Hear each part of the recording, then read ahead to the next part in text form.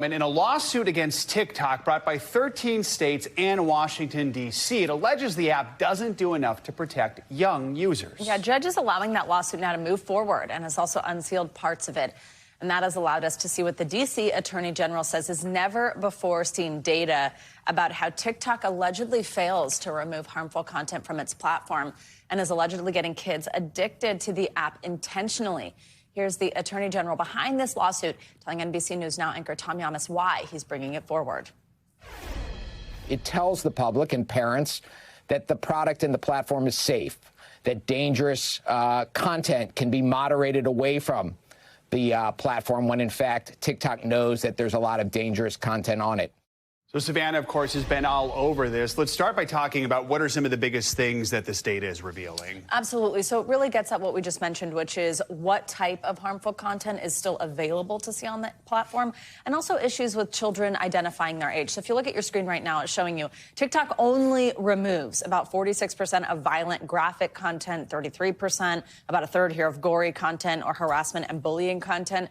There's also quite a bit of content dealing with things like minor sexual solicitation and things like that. So basically, they went through a bunch of hashtags, a bunch of content on the app, and were able to find that, look at your screen, how disturbing some of this is, the content that is still available on TikTok. Now, part of this issue also is that they found that up to 70% of teens ages 13 to 15 are essentially saying that they are older than they are. When you go onto the app, it's quite easy to say, you know what, no, I'm not 13, I'm actually 18. And then that means that you're automatically not set into the more restrictive version of the app, which could keep kids safe. So they're saying that TikTok needs to do more to make that more difficult. How is TikTok responding to all this, and then just what's next when it comes to this lawsuit? Yeah, so TikTok is essentially saying that this is not true. They're saying that this data is cherry-picked, that it is out of date.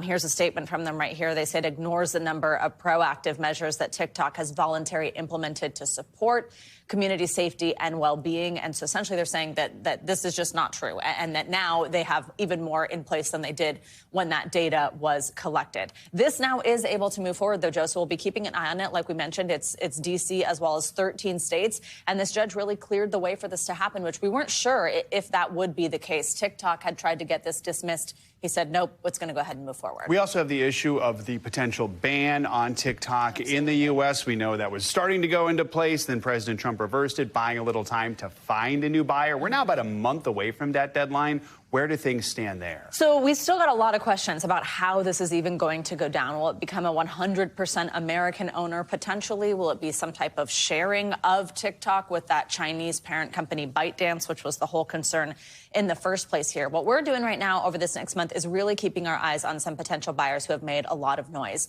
Frank McCourt is a billionaire who's paired up with Kevin O'Leary. People might know him, Mr. Wonderful from Shark Tank. And actually, it was interesting. Yesterday, a big name joined them in that bid, Alexis Ohanian, founder of Reddit, Serena Williams' husband. That's interesting to me because that means that bid is likely still alive and they may actually be in conversation with ByteDance. Another billionaire, a man named Reed Reisner out of Wyoming, he says that he has been in conversation with ByteDance as well. The big question mark is when and how will this administration get involved? President Trump has handed it over to Vice President Vance, and his national security advisor, Mike Waltz, said, you guys find a solution for TikTok that also does satisfy those national security concerns. So a lot to watch for over the next. Thanks for watching. Stay updated about breaking news and top stories on the NBC News app or follow us on social media.